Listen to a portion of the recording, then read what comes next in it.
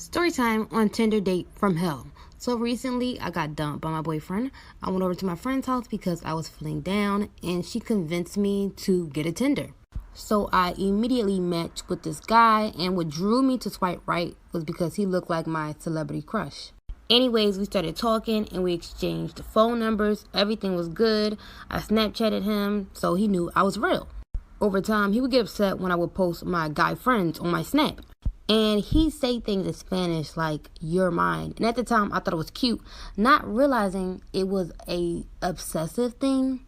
We talked just about every day until one day I got together with my friends and we went out.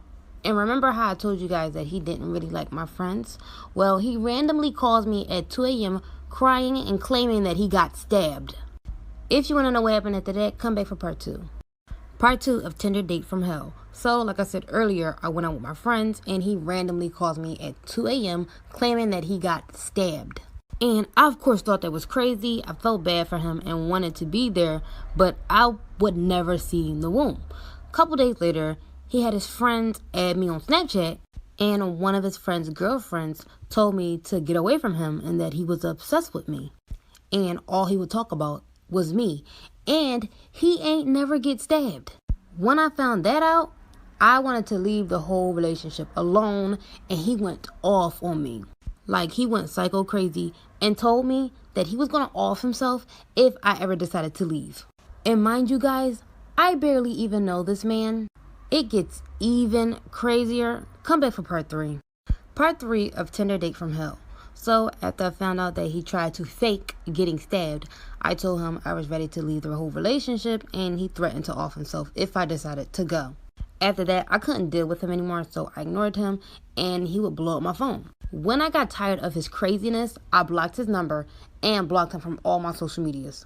He began starting to make fake accounts, adding me. A couple weeks later, I saw him at a club one night, and he saw me. He started walking my way, and I didn't want to be rude, so I allowed him to talk to me, and I kind of felt bad for kind of ghosting him, so I just entertained to be nice and hoped that all the stuff that he did in the past was just a phase. And he was really nice, and he actually bought me a drink. And I really thought nothing of it until I started to feel dizzy right after drinking the drink, and I passed out. It gets worse after this. Y'all let me know if y'all want a part 4. Here's another toxic best friend story time. And ladies, you're going to want to hear this one. So, one day in school, I met this boy, which we're going to call Tyrone. We became friends, like really, really close friends. And over time, he asked me to be his girlfriend. And of course, I said yes. Because, I already had a secret crush on him already. And, everything was cute for a while, until he started to act very distant. And I was very confused. He wouldn't give me hugs, kisses, and he wouldn't spend no time to really see me. Until randomly, his girl best friend had told me that he was cheating on me. She sent me message screenshots, but I didn't know they were fake at the time. And seeing that, I was like, no, I'm done, and I broke up with him. For a whole year, I didn't speak to him. And weirdly, he started dating his best friend. But then we started to talk again, but just as friends. Ended up finding out that he didn't cheat on me. And his now girlfriend broke us up. Storytime on how I found out the FBI was spying on me for 7 months. At the time this was going on, I was a junior in high school. And in the mornings, I would walk to school because my school was only like a couple blocks down. But I always noticed there was like a gray minivan always going the same direction as me. So I always assumed that it was probably another kid from my school, and his or her parents was driving them to school. And one day I left home early because I wanted to get food from the store. So I went to a corner store, and when I came out, that same minivan was parked outside of the store. And then I was like, okay. Thought that was weird, but I walked back to school. But I didn't go the normal way that I usually go. I took a different shortcut that day because I didn't want to be late for school. And halfway there, that same minivan pops up again. And it went the opposite direction of me because it was a one-way street. By the time I got to school, the minivan was parked on the side of my school. I, of course, ran inside the building, and halfway through class, I forgot about the whole situation. Running out of time, I'll post part 2 right after this. Part 2 on how I found out the FBI was watching me for 7 months straight. For the first 3 to 4 months, a minivan was watching me, and when I started to catch on, they stopped showing up. But what got weird is when I got to school, every day my friends would just ask me weird questions about what I was doing, where I was going. And it was weird because I felt like I was being interrogated. After a couple months passed down, still being questioned, and I get called down to the principal's office. And I'm scared because I'm like, am I in trouble? What did I do? When I walk in, there's detectives sitting down. They then sat me down, started asking me questions. They laid out a bunch of pictures of me. And this is kind of how I found out they was watching me for so long. They asked me if my name was my real name, am I the age of my birth certificate, asked me if I was an immigrant, and I was so confused. And come to find out, they thought I was a mass murderer. As in, like, they thought that I was the guy that was abducting women. When I told them, this wasn't me. I didn't do this stuff, man. They did some background checks. They got my family involved. My parents even wanted to sue because they didn't even know this was going on. Because at the time, I was a minor and I was getting questioned. Storytime on my business lunch, May 3rd at 12 p.m. today. So if you're watching this after 12 p.m. today, Standard Eastern Time, this for live. But I'm so freaking excited. I've literally have been talking about this all month. You guys have seen it. Literally, like, I use all my products in all my videos. The palettes, the concealer, the lip glosses, the lashes, the glitter, to even what I'm using now, which is my non-toxic, all-natural micellar water, handmade with love. Just to let you guys know, all my products are vegan and cruelty-free. And as of now, May 3rd to May 8th, all of my products are going to be on sale. Everything. On top of that, if you subscribe to the emailing list, you already know you're getting a 10% off. Did I forget to mention that I have a rewards program too? Girl, if you don't hop on, but the link is in my bio. I've never been so excited to say that in my life, but the link is in the bio. The link is in the bio. Story time on how I got robbed by my sister's boyfriend. So when school started, my sister entered 11th grade and I entered 7th. She was excited because my parents said that she was allowed to date when she got to her junior year. And immediately she got with this dude named Tony. My parents didn't know much about him, but I knew him because he would be in the neighborhood with his gang while me and my friends were playing outside. He used to hotwire cars. He was in and out of juvie. And one time I heard he jumped a kid named Alexander because he had the newest Jordans. I was so confused on why my sister wanted him, but I ignored it. 1 to 2 months go by and Halloween comes up. So me and my friends get dressed up to get candy. I was a ghost. I know, cliche, but when you're in the hood, you gotta do what you gotta do. When we got done trick-or-treating, it was time to go home. Then, out of nowhere, a group of guys ran up on us and was trying to take our candy. So I pushed one of the guys away from us and someone pulls a strap out on me. And it's Tony. Part 2 is coming soon. Okay, real quick, before we get into part 2, a lot of you guys in my comments in the last video had asked me what type of palettes was I using. I had to flip the camera so you guys can see better, but this right here is a Midnight Aesthetic palette. And this right here is the Daytime Aesthetic palette. The palette I was using was the Midnight one.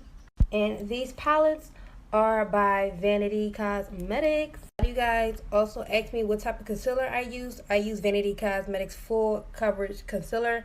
This stuff is the best concealer I have ever had in my entire life. So these swatches right here are the swatches of the Midnight Aesthetic. And these swatches right here is from the Daytime Aesthetic. And as y'all know, today is Mother's Day, which is why I'm even doing my makeup right now. It's my Mother's Day look. Use code VCMOM50 for 50% off.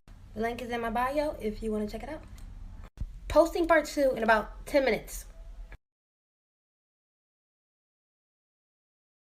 Part 2 of how I got robbed by my sister's boyfriend. Like I said, a group of guys were after us and tried to take our Halloween candy.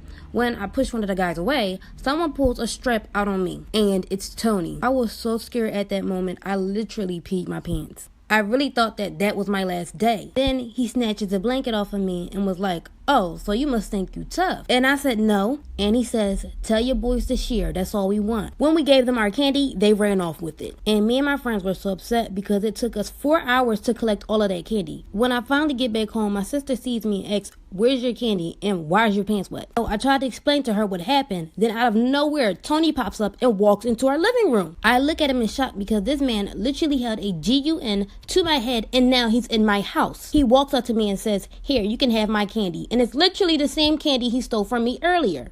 And I just stared at him. My sister's like, take the candy, stop acting like a weirdo. When I take the candy, she hugs and kisses him and says, that's so sweet of you.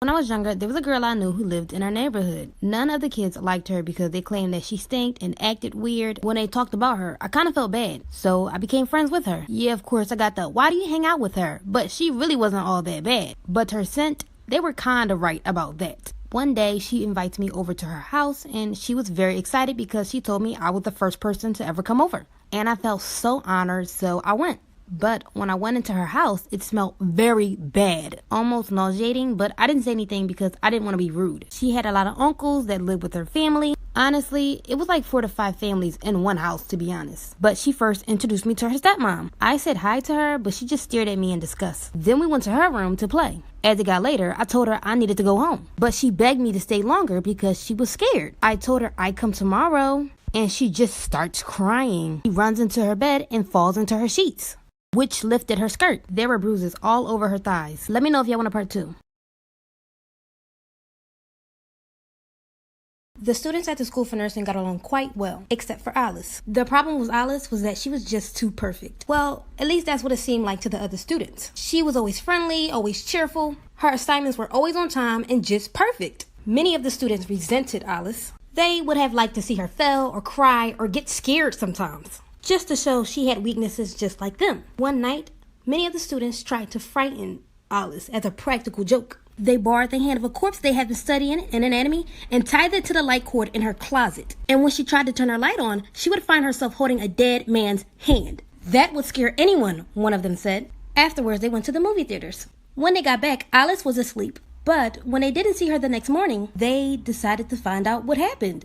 They looked everywhere for Alice, and when they found her in the closet on her floor. She was sitting there staring at the hand and mumbling. Well, the joke worked, but nobody was laughing. Story time about the old man that died in our basement. At the time, my mom was a CNA and she would do at-home care. One of the people that she took care of was one of her best friend's uncles. She would drop him off Tuesdays, Wednesdays, and Thursdays. He was in the 70s, he had arthritis, and was bedridden. So my mom would feed him, clean him, and change his diapers. But he was so mean. He didn't like me or my brothers and sisters. Just a little old grumpy man. But my mom would keep all her patients in the basement. By the way, which didn't look like a basement. It looked really nice, almost like a hospital type. So one day my mom needed to leave the house to go get food for the man. And she told me to watch out for her and call her if anything ever happened. So I went down there and he just stared at me the whole time. I said hello and he rolled his eyes. Couple hours pass, I'm scrolling on my phone, and his heart starts beating really fast. He looked like he was trying to cough and was reaching out for me. Everything happened so fast, I was in shock and I didn't know what to do, and he grabbed my arm. When I was 6 years old, my family moved to Virginia because my dad had a new job opportunity. We moved to this really old house that every step that you took, you'd hear the floorboards cracking. During the summer, I met this girl named Lucy. She knocked on my door one day and asked if I wanted to play, so for weeks, me and Lucy grew closer. We'd play hopscotch, jump rope, hand games, and hide and seek. One day, we were getting ready to play hopscotch, and my mom came outside telling me to come in and eat dinner. I asked my mom if Lucy could come too. My mom had asked, "Who's Lucy?" I looked back at Lucy and I said, "She's right here." My mom replied, "Right where?" When I turned back around, Lucy disappears. I called out for Lucy, but my mom yells out, "There isn't anyone out there. Get your butt in the house. It's time to come eat." It gets a little bit paranormal after this incident, but come back for part 2 if you want to know why Lucy disappeared. This is part 2 of why my friend Lucy disappeared. A week later after the incident happened, I saw Lucy playing outside with a little baby boy. He had to be around 2 years old. I quickly ran outside and said, "Hey, where'd you go the other day?" Lucy replied, "I wasn't feeling good, so I went home." I asked her, "Is that your baby?" And Lucy laughed and said, "No, this is my baby brother. I take care of him." And I asked again, "Don't your parents do that?" Lucy said, "No, they couldn't save us." I said, "Save?"